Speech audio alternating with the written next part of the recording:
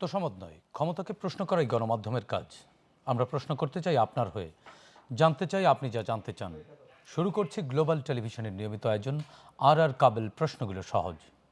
এ অনুষ্ঠানে আমরা চলমান ঘটনার নানান তথ্য ও বক্তব্য তুলে ধরি, অতিথিদের কাছে জানতে চাই সেসব তথ্য বক্তব্যের প্রতিক্রিয়া ও বিশ্লেষণ। সঙ্গে আছে আমি সাইদ খান। আমাদের আজকের বিষয়, জোটের রাজনীতিতে ভাঙবে কিনা রাজনৈতিক দল। এ নিয়ে আলোচনার জন্য আমাদের স্টুডিওতে উপস্থিত হয়েছেন দৈনিক যুগান্তরের সিনিয়র সহকারী সম্পাদক মাহবুব কামাল। কামাল ভাই, আপনাকে স্বাগত জানাচ্ছি। এবং আমাদের সঙ্গে আছেন সাবেক সংসদ সদস্য এবং বিএনপি নেত্রী অ্যাডভোকেট সৈয়দা আসিফা আশরাফি পাপিয়া। আপা, আপনাকেও স্বাগত জানাচ্ছি। বিষয় শুনলেন মাহবুব ভাই, আপনাকে দিয়ে আলোচনা শুরু করতে চাই। জোটের রাজনীতি আজকেও আরও একটি মানে জোটের কলেবর বাড়লো আরও একটু। জামাতের নেতৃত্বে 8 দলীয় একটি জোট ছিল, সেখানে 2টি নতুন দল অন্তর্ভুক্ত হলো, 10 দলীয় জোট হলো এনসিপি এবং এলডিপির যোগদানের মধ্য দিয়ে। এবং এনসিপির এই জামাত জোটে যোগ দেওয়ার আগে গতকালকে থেকে আমরা দেখেছি যে এনসিপির কিছু নারী নেত্রী যারা রয়েছেন এবং বেশ কিছু পুরুষ নেতারাও ইস্তফা দিয়েছেন। এবং সদ্য পদত্যাগী যে একজন উপদেষ্টা, ছাত্র উপদেষ্টা ছিলেন মাহফুজ আলম, তিনি বলেছেন যে এই এনসিপির সাথে তিনি নেই। তিনি মনোনয়ন সংগ্রহ করেছেন লক্ষ্মীপুর 1 আসন থেকে। এবং বেশ কয়েকজন নারী নেত্রী তারাও নমিনেশন নিয়েছিলেন, তারা নির্বাচনী মাঠ থেকে সরে গেছেন, অনেকে স্বতন্ত্র ভোট করবেন। আবার এলডিপির পক্ষ থেকে বলা হয়েছে যে বৃহৎ ঐক্যের জন্যই এনসিপির সাথে জামাতের সাথে আসন সমঝোতা। সব মিলিয়ে রাজনৈতিক পরিস্থিতি কেমন দেখছেন? Thank you. পাপিয়ার সাথে বোধহয় প্রথম না। যাই হোক, দেখেন, পোলারাইজেশনটা শার্প হয়ে গেছে, একদম পোলারাইজেশনটা, হ্যাঁ। এবং 2টা শার্প ক্যাম্প তৈরি হয়ে গেছে এখন।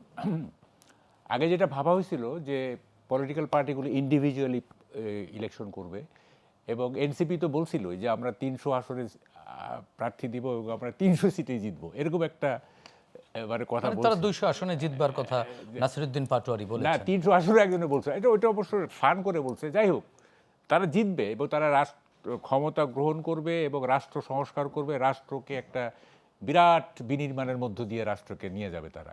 এরকম একটা প্রমিস তারা করছিল, মানে এক ফ্যাসিস্টের হাত থেকে উদ্ধার করে আরেক ফ্যাসিস্টের হাতে রাষ্ট্র দিবে না তারা। হ্যাঁ, সেই তো। দেখেন, মানে এনসিপি যেদিন গঠন হয়েছিল সেদিনই আমি সময় টেলিভিশনে, ইনসিডেন্টালি সেদিনই আমি সময় টেলিভিশনে ছিলাম। তো ওই দিনে আমি বলছিলাম যে এনসিপি ভেঙে যাবে এবং ব্র্যাকেটবন্দি হবে, যে NCP Hasnat Abdullah, NCP Sarjis, NCP সেরকম হয় নাই, মানে ব্র্যাকেটবন্দি হয় নাই, কিন্তু পদত্যাগের একটা হিড়িক পড়ে গেছে, হ্যাঁ, বিশেষ করে নারী যারা আর কি। আমার কথাটা হলো যে দেখেন, মানে আপনি 5ই আগস্ট অপরাহ্নের কথা একটু চিন্তা করেন, 2024-এর হাসনাত আবদুল্লাহ, সার্জিস, এদের অঙ্গুলি হেলনে কি না হইতো তখন, আপনি খেয়াল করেন, মানে ইউ জাস্ট লুক ব্যাক।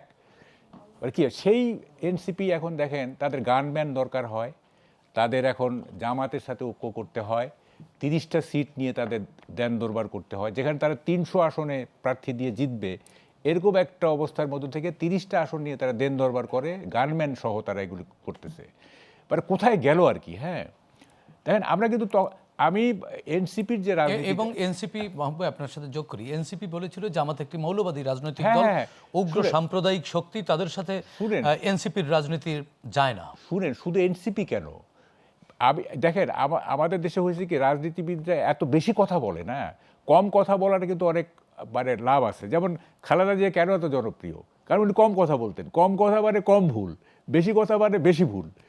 এবং এই যে দেখেন আপনার নূর, যে ভিপি নূর, উনি বলেন নাই যে আমরা খুদকুড়া, মানে আওয়ামী লীগ আমাদেরকে অফার করছিল, আমরা মানে রাজি হই নাই, খুদকুড়া আমরা খাবো না, বলেন না এইসব কথা। অনেকে তো অনেক কথা বলছে, তাই না? দেখেন, এনসিপি রাজনীতিটা আমাদের 70 দশকের যে জাসদীয় রাজনীতি একেবারে বিলে যায়, বুঝছেন? আমি তো তখন জাসদ করতাম, একেবারে বিলে যায়। সেটা কি, মুক্তিযুদ্ধের পরে একটা বিরাট বিজয়ের পরে আমরা ভাবলাম যে এই সমাজ পাল্টাই দিতে হবে, এই সমাজ, হ্যাঁ, একেবারে সমাজ পাল্টাই দিতে হবে। কিন্তু একটা প্রাচীন সমাজ, একটা প্রাচীন বটবৃক্ষ যে সহজেই উপড়ানো যায় না, হ্যাঁ, এইটা আমরা বুঝি নাই। এবং তখন মনে করছি যে আরে একটা স্ট্রেংথ আছে, হ্যাঁ। এবং তখন আমরা বুঝি নাই যে মানে এই এবং কতগুলি হঠগাড়ি আমরা কাজ করে ফেললাম। যেমন ৭৪ সালের আপনার স্বরাষ্ট্রমন্ত্রী বাড়ি ঘেরাও করে একটা হঠগাড়ি, ৭ই নভেম্বরে কিছু হঠগাড়ি হয়েছে। তারপরে আমরা এমন হঠগাড়ি করছি যে ইন্ডিয়ান হাই কমিশনার সমর সেনকে কিডন্যাপ করে আমরা সমাজতন্ত্র প্রতিষ্ঠা করতে চাইছি। হাউ ফানি, হাউ ইনফ্যান্টাল ডিসঅর্ডার, হ্যাঁ, মানে কি করছি আর কি। তো এখন দেখেন এনসিপিও তাই, ওখানে মুক্তিযুদ্ধের পরে একটা আমরা করলাম, আর এইখানে ওই যে ২৪-এর গণ অভ্যুত্থানের ফলে এরা মনে করলো যে এই সমাজ পাল্টায় দিব, এই করব সেই করব। আমরা কিন্তু প্রথম থেকেই বলতেছিলাম যে দেখেন রিপাবলিক পাল্টে দেব, হ্যাঁ, সব কিছু করবে আর কি, হ্যাঁ। এবং কি সংস্কার দেখেন, সংস্কার বলেন, এই আপনার এই যে সনদ বলে, এগুলি ফিকে হয়ে আসছে না। কেউ এখন সংস্কারের কথা বলে? আমরা কিন্তু প্রথম থেকে বলতেছি যে এগুলি করেন না রে ভাই, আপনারা শুধু নির্বাচনটা কিভাবে ভালো হয় সেইটার সংস্কার করেন, হ্যাঁ। এই দেখেন রাষ্ট্রের টাকা খরচ, এই এখন কি হলো, এখন তো প্রিভেল করবে তারেক রহমানের ৩১ দফা, ওগুলো তো বাদ হয়ে যাবে এখন। মানে আলটিমেটলি কি হচ্ছে, তাই না? এবং ওই যে তারেক রহমান বলতেছে আই হ্যাভ এ প্ল্যান, এখন তো এইটা প্রিভেল করবে। এখন আমি যা দেখছি তার প্ল্যানটাই বাস্তবায়ন করার তাই জন্য তো তারা মনে চেষ্টা হচ্ছে, করবে। এখন তাই তো মনে হচ্ছে। জানি না এই সিচুয়েশন কতদিন থাকবে, এমনও হইতে পারে যে এটা আবার উল্টায় যেতে পারে, কিন্তু অ্যাট দিস মোমেন্ট ওই সংস্কারের কোনো মূল্য নেই। একটা হাইপ উঠে গেছে। হ্যাঁ, এইটা এখন আই হ্যাভ এ প্ল্যানের মধ্যে চলে গেছে। এইটা আবার মানে উল্টায় যাবে কিনা সেটা পরে, এটা আমরা বলতে পারবো না। এখন দেখেন মানে কি অবস্থাটা দাঁড়াইছে, হ্যাঁ। সবাই দেখেন ওইদিকে বিএনপির সাথে দেখেন লেফটিস্টরা পর্যন্ত গেল, আপনার সাইফুল হক সাহেব গেলেন, তারপরে জোনায়েদ সাকিরা বললেন। তো বাবা আপনারা কেন লেফটিস্ট নাম ধারণ করছেন? আপনারা বুর্জোয়া পলিটিক্স করবেন, অথচ বলতেছেন আপনারা লেফটিস্ট। লেনিন তো বুর্জোয়া পার্লামেন্টকে বলছিল মানে শুয়োরের খোয়ার, লেনিন বলছিল এটা। তা আপনারা কি ওই শুয়োরের খোয়ারে যাচ্ছেন? হ্যাঁ, যেতে চাচ্ছেন? আপনাদের লেফটিজম কোথায় গেল? বলেন যে আমরা leftist, we are no longer leftist, হ্যাঁ, আমরা বুর্জোয়া পলিটিক্স করি, তাইলে আর কোনো সমস্যা নাই, হ্যাঁ। তো ফলে এই যে তারপরে যখন যে কি বলে যে বিএনপির সাথে গণ অধিকার পরিষদ, ভিপি নুরও গেল, অমুক গেল, সময় গেল, এখানে এলডিপি, এখানে মানে আমরা কখনোই ৫ই আগস্টের পরে তো আমরা কখনোই ভাবি নাই যে এনসিপি অ্যাটলিস্ট এইভাবে জামাতের সঙ্গে যাবে। এনসিপি তো একটা সেপারেট আইডেন্টিটি নিয়ে চলতে চাইছে, এবং তারা বারবার বলতেছিল যে আমরা পুরনো বন্দোবস্তকে ভেঙে দিব, মানে নতুন ক্ষমতা কেন্দ্রিক রাজনীতি তারা চায়নি, তারা একটা নতুন ধারার রাজনীতি প্রতিষ্ঠা করতে তাহলে এখন চাইছে। কি এটা নতুন বন্দোবস্ত? জামাতের সাথে এইটাই বন্দোবস্ত? জি, কামাল ভাই আপনার কাছে আবারও আসবো। আমরা একটু পাপিয়া আপার কাছে শুনে আসি যে নতুন বন্দোবস্ত কিনা। পাপিয়া আপারাও তো ভোটের মাঠে আছেন। আপা, হ্যাঁ, আমি প্রথমে আমার সহ-আলোচক সম্মানিত বড় ভাই মাহবুব কামাল ভাইকে আমি ধন্যবাদ জানাচ্ছি এবং শুভেচ্ছা সহ কৃতজ্ঞতা প্রকাশ করছি। এখানে সবচেয়ে বড় যে বিষয়গুলি, যে এনসিপির যে ঘটনাটা, এটা ঘটবে বাংলাদেশের সবাই জানে। আর এটা প্রেশার গ্রুপ হিসেবে রাষ্ট্রের ভিতর ভালো কাজের জন্য যদি থাকতো, ইতিবাচক বন্দোবস্তের জন্য প্রেশার গ্রুপ হওয়াটাই ছিল সবচেয়ে উল্লেখযোগ্য। কিন্তু মানে এদের যে ব্রেইন মেধা দিয়ে যারা চালাইছে, তারা তো আসলে থার্ড প্ল্যাটফর্ম ছাড়া আন্দোলন সফল হওয়া যাবে না, এবং দেশপ্রেমিক সেনাবাহিনীর সমর্থন ইতিপূর্বে দেয় নাই। তো এখানে প্রথম বিজয় হচ্ছে যে প্রথম বিষয়টা হচ্ছে বিজয়ের যে সামরিক বাহিনী দেশপ্রেমিক নিরপেক্ষ ভূমিকা, বিজয়টা তার কৃতিত্ব। যে আমরা এর আগেও এরকম বড় মিটিং, এরকম আন্দোলন হয়নি তা কিন্তু না, কিন্তু প্রতিটা বাহিনী নিরপেক্ষ ছিল না, যার কারণে কিন্তু রাষ্ট্রীয় সন্ত্রাসের কবলে নিপতিত হয়েছে বাংলাদেশের ১৫ বছরের জনগণের আন্দোলন, জনগণের কর্মসূচি। তখন মুখ থুপড়ে পড়েছে পুলিশ আর প্রত্যেকটা বাহিনীর বুটের তলাতে তৎকালীন সময়ে। আচ্ছা, এখন যেটা আসলো, প্রেশার গ্রুপেরা হলো না, দল গঠন করতে গেল। দল গঠন করতে যেতে যা বডি ল্যাঙ্গুয়েজ টঙ্গে সেটাতে গেলই, কিন্তু আমি সবচেয়ে আনন্দিত এবং খুশি আজকে এনসিপির মেয়েদের উপরে। কারণ আমি ৯১ সালের ৮ বছর আন্দোলন করার পরে ৯১ সালের নির্বাচনে যখন এমপি নমিনেশনটা চাইছিলাম, তখন আমার জন্য ক্রাইটেরিয়া ছিল তোমার বিয়ে হয় নাই। তারপর থেকে আমি ৯৬ থেকে যতবার নমিনেশন চাই, আমার ক্রাইটেরিয়া হচ্ছে তুমি বিবাহিত। ট্যাগ লাগানো হলো পরিবারকে যে আমার পরিবার আরেকজন, সেও ছাত্রনেতা, সে নমিনেশন পায়। আজকে আমি এনসিপির মেয়েদেরকে ধন্যবাদ জানাই যে তারা, আমি ৯১ বুঝিনি, কিন্তু তারা এই জিনিসটা বুঝেছে যে পুরুষ শাসিত সমাজে প্রত্যেকটা রাজনৈতিক সংগঠন মেয়েদেরকে কাজের সময় সর্বোচ্চ কাজ করায় নেবে, কিন্তু কোনো কিছু পাওনার বিষয় যখন আসবে স্বীকৃতির হাতে একটা মূলা ঝুলাই দেবে। প্রথম এদেরকে ধন্যবাদ জানাই দুটো কারণে। একটা হচ্ছে এরা জামাতের খপ্পর থেকে বেরোয় আসছে। দ্বিতীয় বিষয় হচ্ছে যে তারা যে নারী হিসেবে অগ্রণী ভূমিকা পালন করেছিল, এই স্বকীয়তাটা দেখানোর জন্য তারা যে সিদ্ধান্তটা নিয়েছে সঠিক সিদ্ধান্ত, নারী হিসেবে ব্যক্তিগতভাবে আমি তাদেরকে এক্ষেত্রে অভিনন্দন জানাই। আমি ধিক্কার জানাই অলি আহমেদকে। উনি মুক্তিযুদ্ধ করেছে এবং উনি একজন সৎ মানুষ, আমি ওনাকে অনেক পছন্দ করতাম এবং রেসপেক্ট করতাম ব্যক্তিগতভাবে। ওনাকে যখন 2001 সালে উনি ওইখানে যেখানে শাহজাহান চৌধুরীকে নমিনেশন দেওয়া হয়েছে, দুটো সিট চেয়েছিলেন, ওনার একটা, ওনার স্ত্রীর জন্য একটা। তো দল সেই সময় না দেওয়ার কারণে উনি 1/11 সকল কনস্পিরেসির সাথে জড়িত ছিল এবং উনি হচ্ছে চট্টগ্রাম মাঠে একটা মিটিং করেছিল, জঘন্য ভাষায় গালিগালাজ করেছিল একটা সিট শুধু না দেওয়ার কারণে, অশ্লীল অশ্রাব্য ভাষায়। তারপরও দেখেন বিএনপি সবাইকে নিয়ে চলতে চায় জন্য তার সাথে জোট কিন্তু করেছে। এবং আজকে দুর্ভাগ্যজনক হলো রাজনীতির কি নষ্ট, কি পরিত্যক্ত, কি নর্দমার জিনিস, যে যে যে জামাতের কারণে উনি মুক্তিযোদ্ধা হয়ে ওই শাহজাহান চৌধুরীর সিটটা তার স্ত্রীর জন্য দাবি করেছিল, আজকে তার ছেলের নমিনেশন বিএনপি থেকে না পাওয়ার কারণে ওই নর্দমার কিটের ভিতরে আবার যে ঢুকেছে। এইটা বাংলাদেশের মুক্তিযুদ্ধের চেতনা শুধু না, অতীতের তার সমস্ত রাজনীতির যে প্রশংসার জায়গাগুলো ছিল সব কিন্তু আজকে কালিমা লেপন করা হলো। এই দুটা জিনিস আসলো। থার্ড যে বিষয়টা, জামাত ইসলাম বাংলাদেশে নির্বাচন চায় না, কারণ এই সরকারের কর্তা ব্যক্তি থেকে শুরু করে সব হচ্ছে জামাতকে তেল মেরেছে, জামাতকে মোটিভেটেড করেছে, জামাতের পক্ষ অবলম্বন করেছে, প্রত্যেকটা জায়গাতে জামাত ইসলামের লোককে তারা বসিয়ে দিয়েছে। তার কিন্তু প্রমাণ আপা এই জায়গায় আমি একটু আপনার বিরোধিতা করতে চাই। জামাত তো গত তিন দিন আগে আবার অভিযোগ করেছে যে প্রশাসন একটি দলকে সবচেয়ে বেশি গুরুত্ব দিচ্ছে। জামাত এই যে কথাটা বলেছে, এই কথাটা বলার জন্য বলে, না বললে তো একবারে সরকার আর জামাত তো এক হয়ে যাচ্ছে না বিষয়টা। কিন্তু আমরা দেখলাম আপনাদের দলের ভারপ্রাপ্ত চেয়ারম্যান জনাব তারেক রহমানের যেদিন বাংলাদেশে ফিরলেন, রাষ্ট্র তো তাকে সর্বোচ্চ সিকিউরিটি দিয়েছে। রাষ্ট্র সিকিউরিটি দিয়েছে, আমরা তাকে কৃতজ্ঞতা প্রকাশ করছি তারেক সাহেব নিজেই। কিন্তু এখানে একটা জিনিস মনে রাখতে হবে, এই রাষ্ট্রপতি জিয়া রহমান ভারতীয় আধিপত্যবাদের বিরুদ্ধে লড়াই করতে যে শহীদ হয়েছে। জামাতের কেউ ভারতীয় আধিপত্যবাদের বিরুদ্ধে লড়াই করতে যে বাংলাদেশে শহীদের কোনো ইতিহাস আছে? শহীদের কোনো ইতিহাস নেই, প্রথমত। দ্বিতীয়ত, বেগম খালেদা জিয়াকে 1/11-তে সপরিবারে কারাবন্দী এবং বাধ্যতামূলক বিদেশে নির্বাসন। এইটা জামাত ইসলামের কোনো নেতা, 2001 সালে তো আমাদের সাথে তারা মন্ত্রী ছিল দুটা, তারপরও তাদেরকে এরকম কোনো পরিস্থিতির কি সম্মুখীন হতে হয়েছে? হতে কিন্তু হয়নি। তাহলে 17 বছর পর যে আওয়ামী লীগ এবং ভারতীয় আধিপত্যবাদের বিরুদ্ধে লড়াই করতে যে জিয়া পরিবারকে এই খেসারতটা দিতে হয়েছে, শুধু জিয়া পরিবারের নিরাপত্তা না, বাংলাদেশের প্রত্যেকটি মানুষের নিরাপত্তার দায়িত্ব সরকারের। তো সেই ক্ষেত্রে তার রিস্ক যেহেতু বেশি, তারপরে তাদের ব্যাপারটা তারা বিভিন্ন চড়াই উত্তরায়ের মধ্যে এবং ওনাকে ঘিরে নানান ধরনের কনস্পিরেসিও আছে, কনস্পিরেসি আছে, যার কারণে সরকার যেটা করেছে, সরকারের দায়িত্ব পালন করেছে। এটা যদি জামাতের গায়ে জ্বালা ধরে, তাহলে জামাতকেও এরকম করে আবার চলে আসুক, সরকার হচ্ছে এভাবেই তাদেরকে দেবে।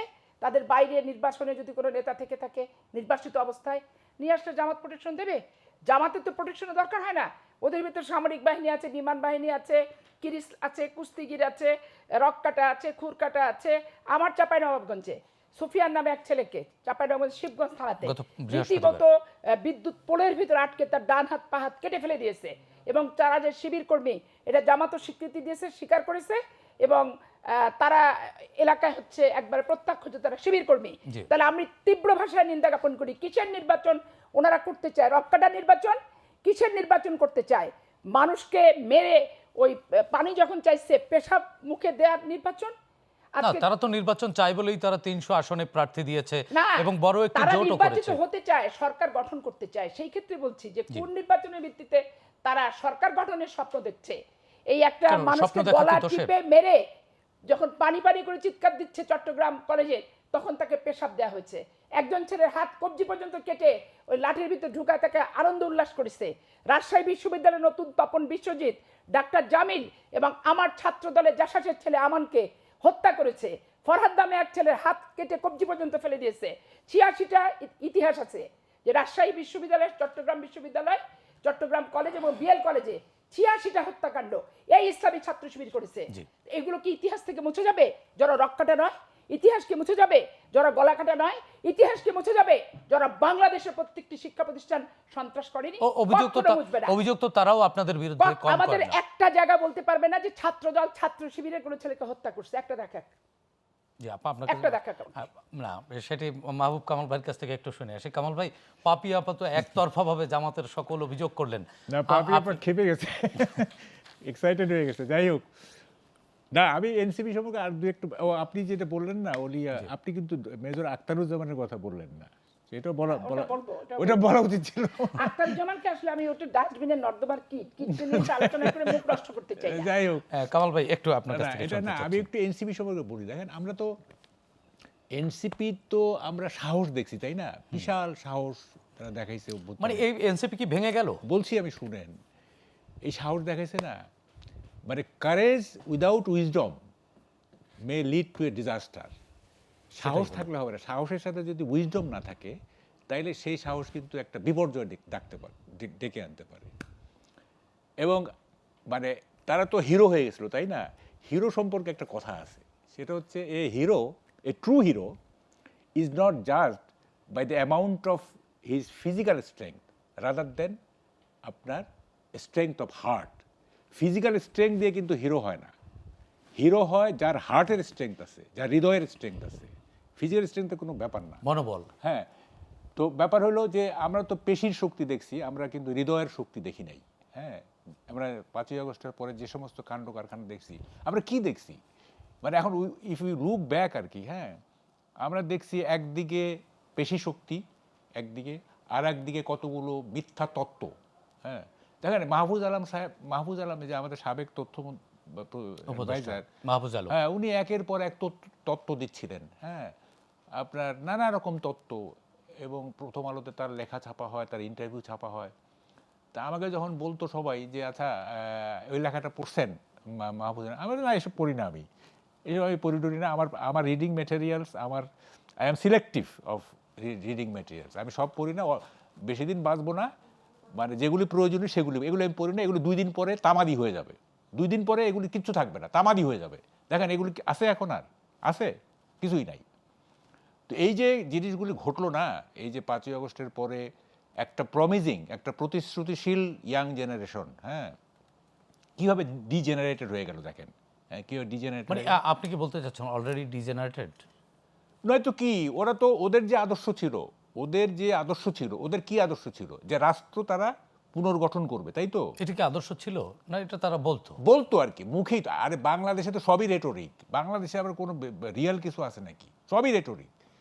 তো সেই জায়গা থেকে তারা একটা ইন্ডিভিজুয়াল এন্টিটি থেকে, একটা সেপারেট এন্টিটি থেকে তারা জামাতের রাজনীতির সাথে মিশে গেল। তো এটা কি মানে তারা জোট করলো না, তারা জামাতের সাথে হারিয়ে গেল। এনসিপির পলিটির সাথে? আমি বলতেছি না যে আমি কোনোটাকে কন্ডেম করতেছি, আমি বলতেছি যে দুইটা তো কন্ট্রাডিক্টরি, তাই না? কন্ট্রাস্ট।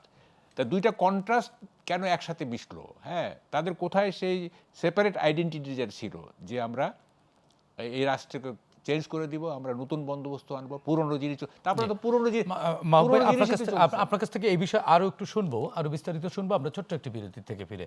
দর্শক, আর কাবেল প্রশ্নগুলো সহজ নিচ্ছে, ছোট্ট বিরতি, আমাদের সঙ্গেই থাকুন।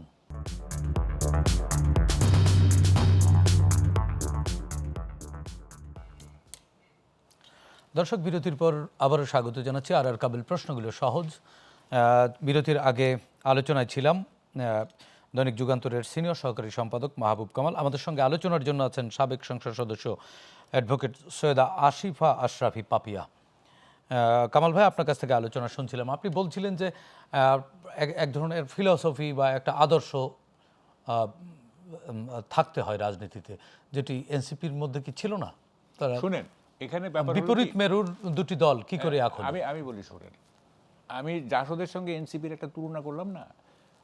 জাসদের 70 দশকের যে জাসদ, সেটার একটা আদর্শ ছিল, কিন্তু আন্দোলনগুলি হয়েছে ভুল পথে।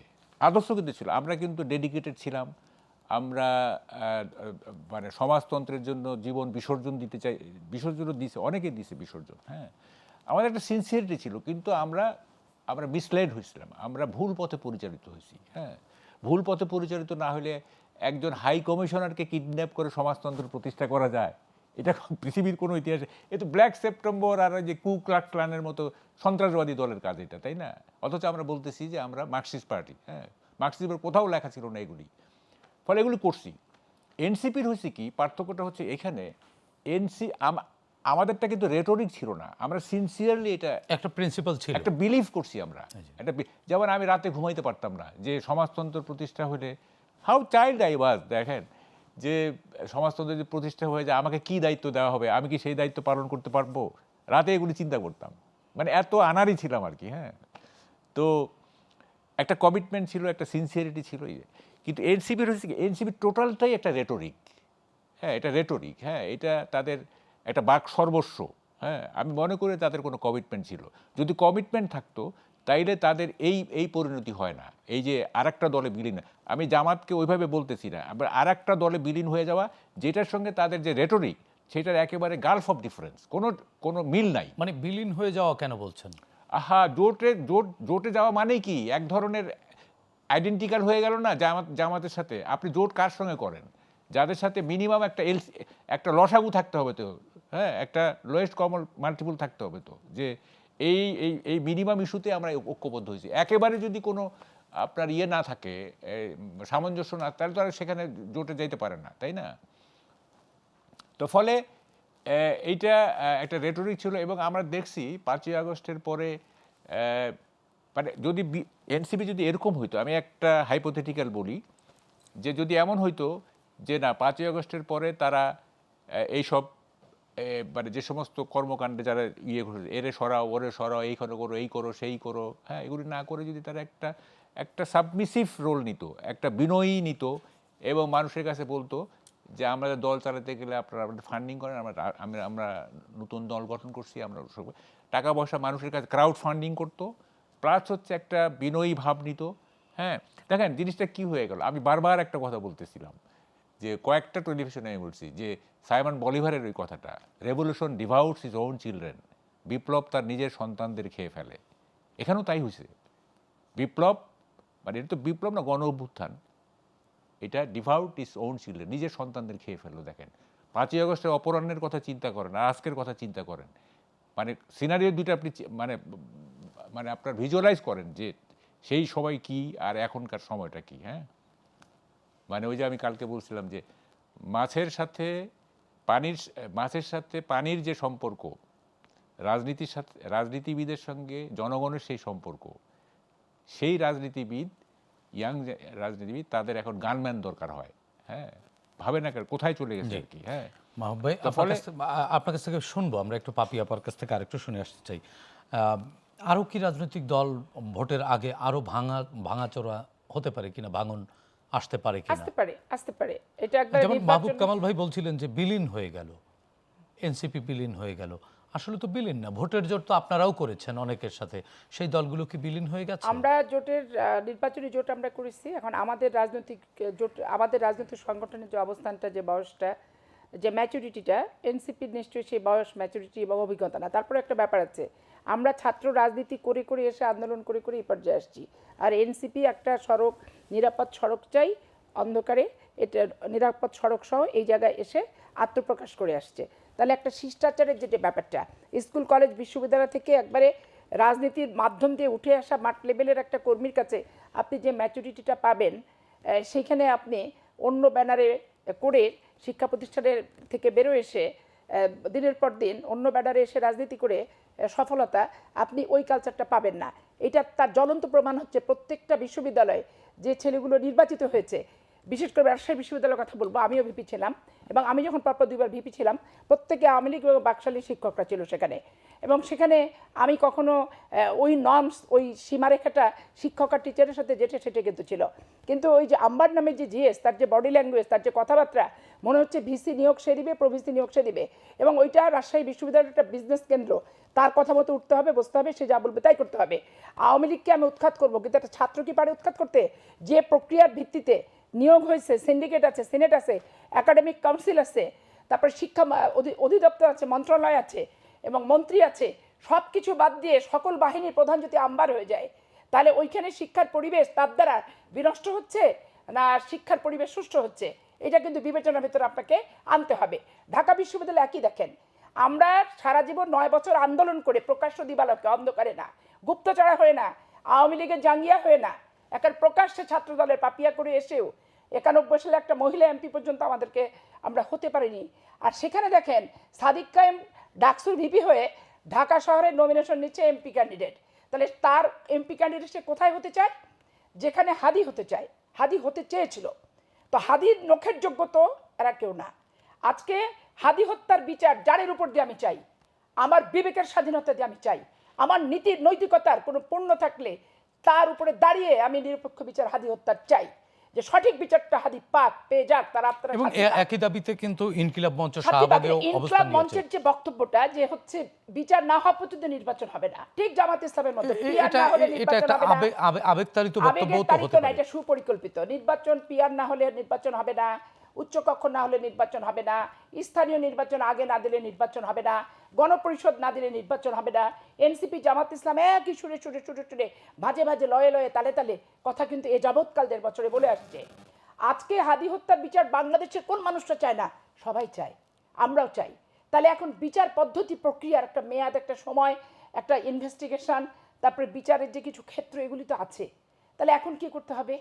ইনকলাব মঞ্চের প্রধান যে আছে তাকে বিচারপতি বানিয়ে দিতে হবে, আরেকজন যে আছে তাকে স্বরাষ্ট্র উপদেষ্টার দায়িত্ব দিয়ে দিতে হবে।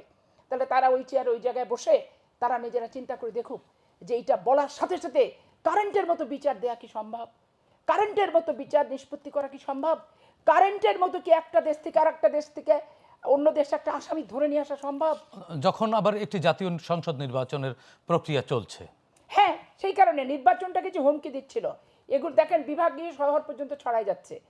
কোনো বাংলাদেশে কোনো মানুষ হাদি হত্যার বিচারের সাথে দ্বিমত পোষণ নাই, এই সরকারের কেউ কিন্তু দ্বিমত পোষণ করে নাই। পুরো দেশ তাহলে এইটা কেঁদেছে, পর্যায় পর্যন্ত- হাদির জন্য কেঁদেছে পুরো হাদির দেশ। জন্য কেঁদেছে। আমার অন্তর এখনো কাঁদে যে আমি সন্তানহারা হলাম। ওর প্রকৃত মা হয়তো প্রকৃত সন্তানহারা হলো, কিন্তু আমার স্নেহের ভালোবাসার যোগ্য একটা সন্তান, মানে দেশপ্রেমিক just একটা মাতৃত্বের জায়গা সন্তান, থেকে। মাতৃত্বের জায়গা থেকে আমিও কিন্তু সন্তানহারা হলাম। তো তাহলে আজকে এই যে বিছায় নিয়ে যাচ্ছে বিভাগীয় শহর, এর পরে বলবে জেলা, তাহলে নির্বাচনের পরিবেশটা কোথায়? আপনি আমাকে বলেন, নির্বাচনের পরিবেশটা কোথায়? তার মানে কি পরিকল্পিতভাবে বিশৃঙ্খলা করা আপনি কি হচ্ছে। বলতে চাচ্ছেন নির্বাচনের পরিবেশকে একটু কেওয়াটিক করবার জন্য করা হচ্ছে? অবশ্যই নির্বাচন পরিবেশটাকে ক্যাওয়াটিক শুধু না, নির্বাচনটা বানচাল করার জন্য। দেখেন আজকে কথায় কথায় বলা হয় আওয়ামী লীগকে পুনর্বাসন করা হচ্ছে, জামাত ইসলাম আজকে হাত পাখা নিয়ে নির্বাচন করছে, হাত পাখাকে তার সঙ্গে দিছে। তো এই হাত পাখা কি 25-এ নির্বাচনে ছিল না আওয়ামী লীগের সাথে?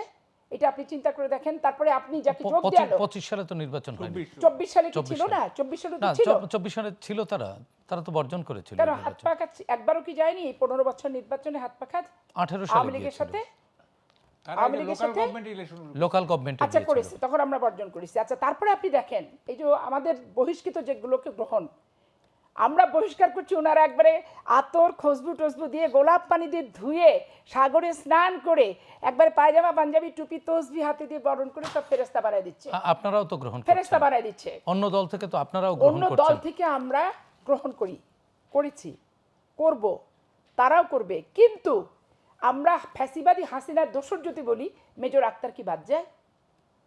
24-এর নির্বাচনে মেজর আক্তার অংশগ্রহণ করেনি, ওই প্রহসনের নির্বাচন, যার বিরুদ্ধে বাংলাদেশের কোনো রাজনৈতিক সংগঠন 24 সালে কি ইলেকশনে গেছে? আমি, তুমি ও সে এর নির্বাচনে। তো তাহলে আপনি বলেন এখন যে মেজর আক্তারকে কিভাবে নিল? চাঁদাবাজের জন্য বহিষ্কার করছি, সেটাকে গ্রহণ করছে। তো সেটা গ্রহণের কারণ কি? আমরা গ্রহণ করেছি, অনেক ক্ষেত্রে আমরা যোগ দেওয়ার পরে বহিষ্কার করছে, জি। কিন্তু বহিষ্কৃতকে যোগ দিছি এরকম ঘটনা খুবই কম। আমাদের দলে যোগ দেওয়ার পরে বহিষ্কার করছে তার দল, এরকম ঘটনা কিন্তু ঘটছে। এখন আওয়ামী লীগের দোসর অমক তমক সাত বলে মেজর আক্তার কি মধুর না লাগছে, জি তাই না? জি আপা, আপনার কাছ থেকে শুনবো। মাহবুব কামাল ভাই, পাপি আপা একটি কথা বলেছেন যে নির্বাচনটি ভ্যান্ডালাইজ করবার অপতৎপরতা চালাচ্ছে। এই প্রশ্নের উত্তর শুনবো একটু পরে বলি। ছোট্ট একটি বিরতি একটু থেকে পরে ফিরে বলি। এই প্রশ্নের উত্তর আপনার কাছ থেকে হ্যাঁ, শুনবো। আমি ছোট্ট একটি বিরতি থেকে আচ্ছা, আচ্ছা, ফিরে শুনছি। দর্শক, আর কাবেল প্রশ্নগুলো সহজ নিচ্ছি, ছোট্ট আরও একটি বিরতি, আমাদের সঙ্গেই থাকুন।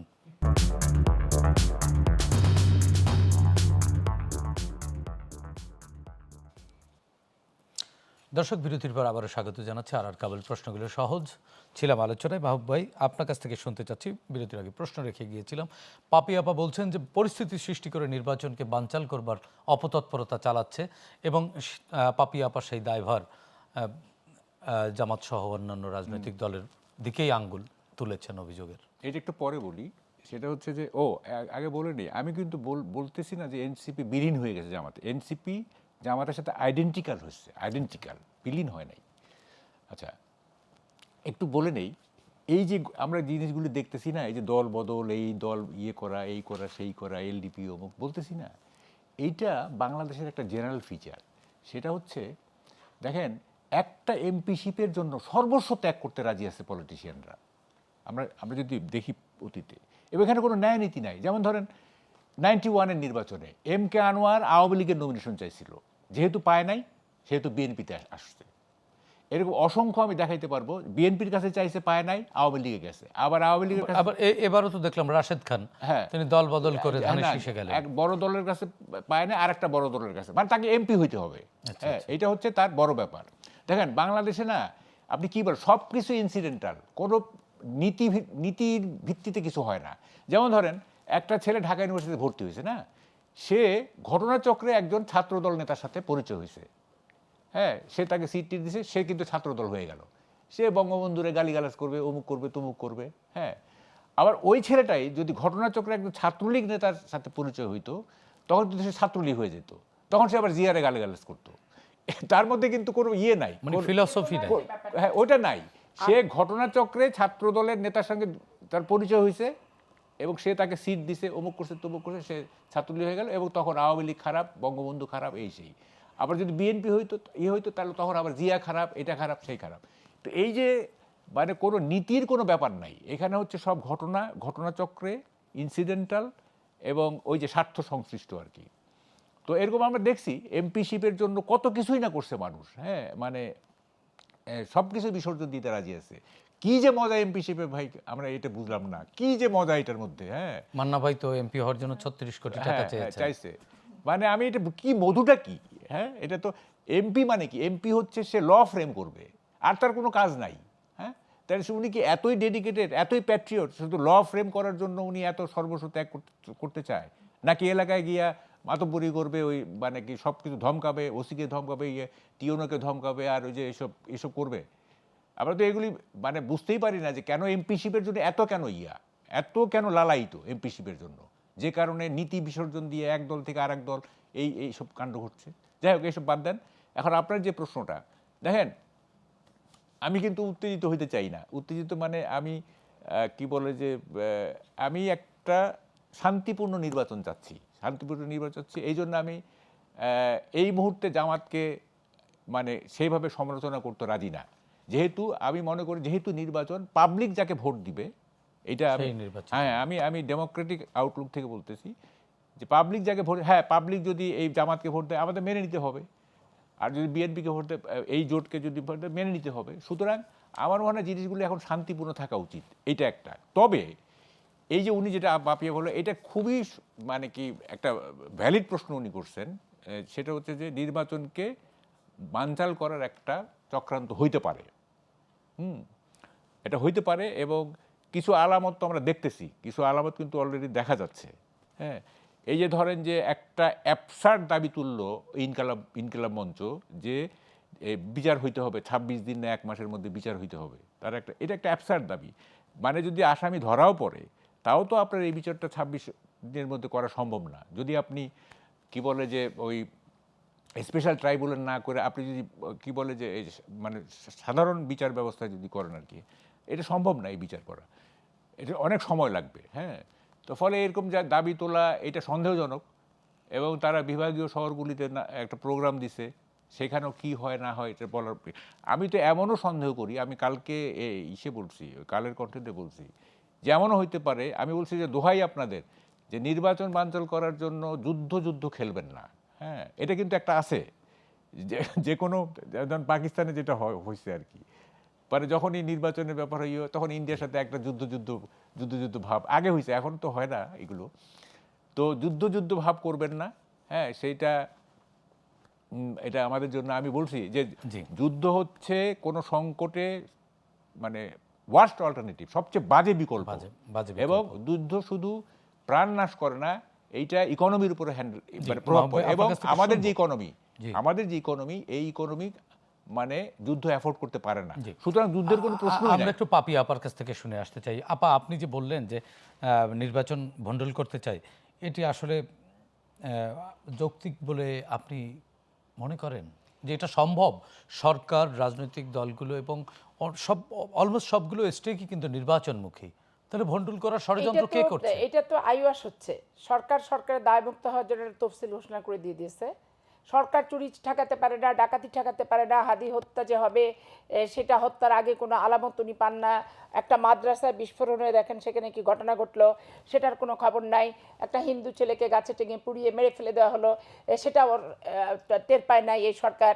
মানে এই সরকারের গোয়েন্দা, জানি না আমি এই সরকার বলবো না, যে যখন সরকারে যাচ্ছে গোয়েন্দা রিপোর্ট কি তার সাথে বিট্রে করে না, সরকার নেগেটিভ কোনো কথা শুনতে চায় না জন্য গোয়েন্দা সংস্থা শুধু পজিটিভ পজিটিভ কথা বলে এদের কাছে। আমার তো মাথায় আসে না জিনিসগুলি। তো এগুলো কোথাও কি এদের এর ভিতর নাই, নলেজের ভিতর নাই?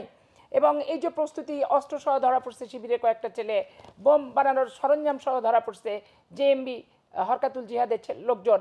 তো জেএমবি হরকাতুল জিহাদ এগুলো জামাত ইসলামের বিভিন্ন প্ল্যাটফর্মে বিভিন্ন না এগুলোর সাথে তো জামাতের সাথে সেটআপ সম্পর্ক থাকে, নেই। বিভিন্ন প্ল্যাটফর্মে বিভিন্ন সেটআপ থাকে। কারণ আমি যেহেতু আইনজীবী, হাইকোর্টে আমি দেখি যে আমার নিজের এলাকাতে এই মামলাগুলি আছে, দু চারটা না থাকা না, যেহেতু 64টা ডিস্ট্রিক্টে বোমা হামলার ঘটনাগুলো হয়েছিল ওখানেও হয়েছে। তো আমি তখন দেখেছি যে এগুলো কী টাইপের ছেলে, ইনভেস্টিগেট তো আমার করাটা কোনো ব্যাপার না, এবং তাদের তদবিরকার কোন দলের সমর্থক সেটাও আমি খেয়াল করে দেখেছি। তো দেখা গেছে যে ছেলেগুলো বেসিক্যালি জামাত ইসলাম করে এবং তদবিরকারক জামাত ইসলামী কিন্তু এই সমস্ত। এবং সবচেয়ে দুঃখজনক হলো সত্য, যে কোনো মামলার এমনি আমরা আনঅফিসিয়ালি, যদিও কথা বলাটা উচিত না, এই মামলাগুলোর অনেক বছর থেকে জেলে ছিল, জামিন হয়েছে, জামিনের কোনো নোট টোট গভর্নমেন্ট কিন্তু দেয় না এই জঙ্গি এবং জেএমবি জঙ্গিবাদ। কারণ এটা আমরা ধরেই নিচ্ছি তখন যেটা আমাদের ওই সরকার ষড়যন্ত্রমূলকভাবে জঙ্গিবাদ এবং জেএমবির মামলাগুলো দিত। আপনার বক্তব্য যদি সঠিক ধরে ছাড়া পাওয়া একজন জঙ্গি যে ওই মাদ্রাসা যেটা করছে দেখেন, ও কিন্তু জেলে ছিল, জেএমবির মামলা সহজে জেলে ছিল, এটা কিন্তু প্রুভড হলো। তাহলে সব যে ঘটনা, যে আপনাকে থামিয়ে একটু প্রশ্ন করতে চাই, আপনার বক্তব্য যদি সঠিক হয় যে অধিকাংশ রাজনৈতিক দল তো তাহলে ভোট চাচ্ছে না, ভোট চাচ্ছে একটি মাত্র রাজনৈতিক দল বিএনপি। ওরা তো শুনেন, আমরা এই সরকার আসার পর 3 দিন পর জনসভা করে কেন নির্বাচন চাইছি, এটা এনসিপি জামাত এখন পর্যন্ত সমালোচনা করে। নির্বাচন চাওয়াটা পাপ, আমাদের অপরাধ। যতক্ষণ পর্যন্ত ওরা সাবাল লোক না হবে এনসিপি এবং জামাত ইসলাম পুরো সেটআপ দিয়ে পাতানো নির্বাচনের প্রস্তুতি নিতে না পারবে, ততক্ষণ পর্যন্ত এরা তো বাংলাদেশে নির্বাচন চাচ্ছে না। আর অনির্বাচিত সরকার আসলে জামাত যে ফুরফুরা মেজাজে আতর আর পারফিউম মেরে ঘোরে, এটা তো নির্বাচিত সরকারের সময় অত আতর পারফিউম ওরা ব্যবহার করে না। কারণ সিট ক্যাপাসিটি কার কতটুকু নির্বাচনের মাধ্যমে তো নির্ধারণ হয়ে যায়, তখন ইচ্ছা করলে তো যা খুশি তাই করা যায় না। এখন তো একবার আতর পারফিউম গোলাপ পানি যত সুগন্ধি আছে, এই বিষয়ে আরো শুনবো। মেখে আমি মেখে ছোট্ট যাচ্ছে। একটি বিরতি থেকে ফিরে দর্শক আর কাবুল প্রশ্নগুলো সহজ নিচ্ছি, আরো একটি ছোট্ট বিরতি, আমাদের সঙ্গেই থাকুন।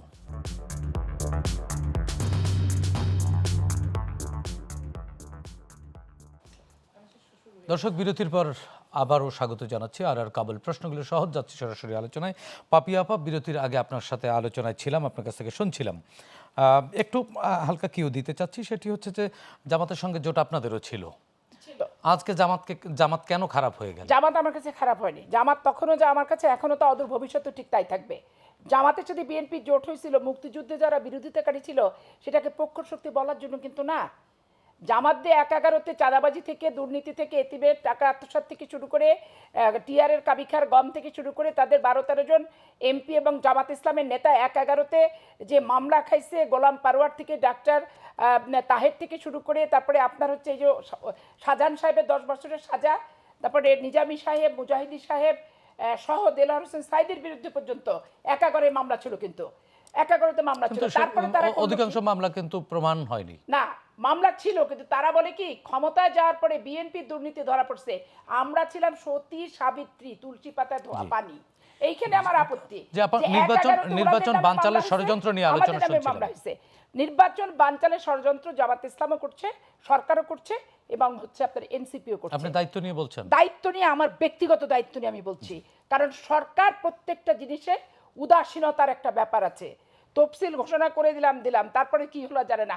দেখেন, একটা ছেলেকে পিটায় হত্যা করলো আইন শৃঙ্খলার বাহিনীর যে গোয়েন্দা সংস্থা, একটা গোয়েন্দা সংস্থা এসপির পিছনে যত গোয়েন্দাগিরি করে, ক্রিমিনালদের পিছনে কিন্তু গোয়েন্দাগিরি করে না। এবং যতগুলো ঘটনা, এই যে আপনার মাদ্রাসায় যে ভেঙে পড়ে গেল, এটা নিয়েও দেখেন ডিজিটিএফআইএনএস এর বর্তমান বাস্তবতায় আপনি কি মনে করছেন? উৎসব মুখর ভোট তো হচ্ছে, ভোট হলে তো উৎসব মুখর হচ্ছে, তার আগেই যদি একটা ভোট বন্ধের ব্যাপক ষড়যন্ত্র এই যে গ্রাম মানে বিভাগীয় শহরগুলোতে যে পৌঁছায় দিচ্ছে, এগুলো অরাজক পরিস্থিতি উদ্ভবের জন্য আইন শৃঙ্খলা পরিস্থিতি অবনতির একটা লক্ষ্যে নিয়ে চলে যাচ্ছে, যাতে নির্বাচনটা অনিশ্চয়তার ভিতর পড়ে যায় জি, ধন্যবাদ এবং আপা। জনগণের শান্তি শৃঙ্খলার জন্য তখন জি নির্বাচনটা আপা। অন্যভাবে কামাল ভাই বন্ধ হবে। আপার বক্তব্য অনুযায়ী নির্বাচন ভ্যান্ডালাইজের ষড়যন্ত্র না, একেবারে আমি যেটা- দায়িত্ব নিয়ে বলছেন না, আমি- যদি ভোটটি না হয় তাহলে আমাদের গতি গন্তব্য আমি তো একটা কোথায়? কথা বললাম, ছোট্ট করে একটু বলুন। ফেব্রুয়ারিতে যদি নির্বাচন না হয় না, তাইলে একটা এমন বিপদ হইতে পারে যে সব দলই বিপদে পড়বে। আমি আর ভেঙে বলতেছি না, ফেব্রুয়ারিতে নির্বাচন হতেই হবে, তা না হলে সব দল বিপদে পড়বে। হ্যাঁ, আমি এটা বলে দিলাম। ফলে যে কোনোভাবে হোক ফেব্রুয়ারিতে নির্বাচন করতেই হবে, যদি পলিটিক্স থাকতে হয়। হ্যাঁ, এবং এই জন্য আমি মনে করি এখন উত্তেজনাটা একটু আপা একটু উত্তেজনা কমায়েন, মানে যতটা সম্ভব উত্তেজনা কমাইতে হবে, তা না হলে উত্তেজনার কিন্তু একটা কিউমুলেটিভ এফেক্ট মানে রাজনীতিবিদদের উত্তেজিত করার চেষ্টা হচ্ছে। মানে আপনার উত্তেজনার কাউন্টার এফেক্ট আছে। তো আমি উত্তেজিত হলে আমার অপোনেন্ট উত্তেজিত হবে না, তখন কি দুইটা উত্তেজনা মিলে তো আরো বড় উত্তেজনা তৈরি হবে। উত্তেজিত একটা হ্যাঁ, পরিস্থিতি তাই হয়ে এই যাবে। জন্য মাথা ঠান্ডা রেখে, হ্যাঁ, let public decide who is to rule and who not to. কে শাসন, জনগণ কি সেই সুযোগটি পাচ্ছে?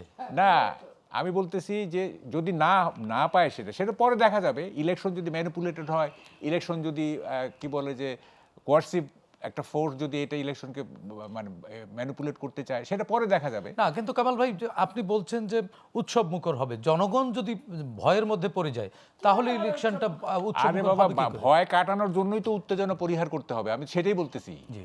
ভয় কাটানোর জন্য উত্তেজনা পরিহার করতে হবে। আমরা যদি বেশি উত্তেজিত হই, তার পাবলিক আরো ভয় পাবে, তাই না?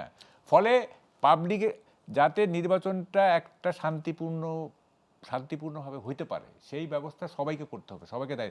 এখন হ্যাঁ, কোনো পক্ষ যদি নির্বাচনকে বানচাল করার চেষ্টা করে, হ্যাঁ করে, সেইটা প্রতিহত করতে হবে, সেইটা অবশ্যই প্রতিহত করতে হবে। এবং কে সেটা করবে? প্রতিহত করবে কে? আইন শৃঙ্খলা বাহিনী করে, রাজনৈতিক দলগুলো করবে। কিন্তু আপার বক্তব্য অনুযায়ী তো আইন শৃঙ্খলা বাহিনী অ্যাক্ট করছে না, প্রপার অ্যাক্ট করছে না, না, এখন করবে, আগের অবস্থা নাই, এখন করবে, পরিবর্তিত হচ্ছে। হ্যাঁ, এখন করবে। এবং পলিটিক্যাল পার্টিগুলো যারা ইলেকশনের স্টেক হোল্ডার, তারা এগুলো এগুলো ফাইট আউট করার চেষ্টা করবে। আইন শৃঙ্খলা বাহিনী থাকবে। সরকারও আমার মনে হচ্ছে যে এইবার ইলেকশন করার জন্য মোটামুটি মেন্টালি প্রিপেয়ার হয়েছে, মোটামুটি। কারণ তাদের তো একটা এক্সিট দরকার রে ভাই, তারা তো 16 মাস 17 মাস হয়ে গেছে, আর কতদিন থাকবে? তার একটা এক্সিট দরকার না? তো এক্সিটটা কি? ইলেকশন ছাড়া তাদের এক্সিট কোথায়, তাই না? তাদের পাওয়ার হ্যান্ড ওভার করতে হবে। তো ফলে সরকারও ইলেকশনের পক্ষে আছে। এখন কথাটা হচ্ছে যে এই যাতে শান্তিপূর্ণভাবে ইলেকশনটা হয়, তা নাহলে সমূহ বিপদ, একেবারে বিপদ, এমন বিপদ হবে যেটা ভাবতেও পারবেন না। হ্যাঁ, জি, ধন্যবাদ কামাল ভাই। শেষ 1 মিনিট পাপি আপা আপনাকে দিতে যাচ্ছি, আর আপনি কি যেন বলতে চাচ্ছেন? নির্বাচন বাংলাদেশের আমরা চাই, বাংলাদেশের জনগণও চায়, এবং এই নির্বাচনের জন্য বিএনপি 15 বছর লড়াই করেছে একটা সুষ্ঠু, নিরপেক্ষ, সার্বজনীন নির্বাচনের জন্য। কিন্তু এই নির্বাচনটাকে এই সরকার আসার পর থেকে বিশেষ দুটি সংগঠনকে বানচাল করার সর্বত্র আমি প্রচেষ্টা লক্ষ্য করছি। না, কিন্তু সরকারও কিন্তু নির্বাচনমুখী কে? সরকার। আমি কি বলছি, দুটো রাজনৈতিক সংগঠন সর্বত্রই নির্বাচন বানচাল করার প্রচেষ্টায় তারা লিপ্ত আছে যেন পদ্ধতিতে। এবং নির্বাচন চাওয়াটা একটা পাপ, আমাদেরকে এরকম পাপী বলে আমাদেরকে সম্বোধন করছে যে কেন আমরা নির্বাচন এত চাচ্ছি, কেন পুরাতন বন্দোবস্ত, নতুন কিছু আসলো না। তো এই ক্ষেত্রে আমি স্পষ্ট করে বলতে চাই, রাজনীতিবিদদের হাতে রাষ্ট্রের ক্ষমতা থাকবে, জনগণের ম্যান্ডেট নিয়ে যেই ক্ষমতায় যাক সেটাই হচ্ছে সুস্থ, স্বাভাবিক, সার্বজনীন একটা পদ্ধতি। আমরা তো দেখলাম নতুন বন্দোবস্ত পুরনো বন্দোবস্তের সাথে আবার জোট করে একাকার হয়ে গেল। ট্যাগ হয়ে যাচ্ছে। জি। এই ট্যাগের কারণে মানুষের হতাশায় ভুগছে। আমাকে 10 সেকেন্ড সময় দিবেন প্লিজ। আমি একদম শেষে, আমি একজন সাংবাদিক হিসেবে, আবার একজন ফেলো সাংবাদিক হিসেবে আমি আনিস আলমগীরের মুক্তি চাচ্ছি।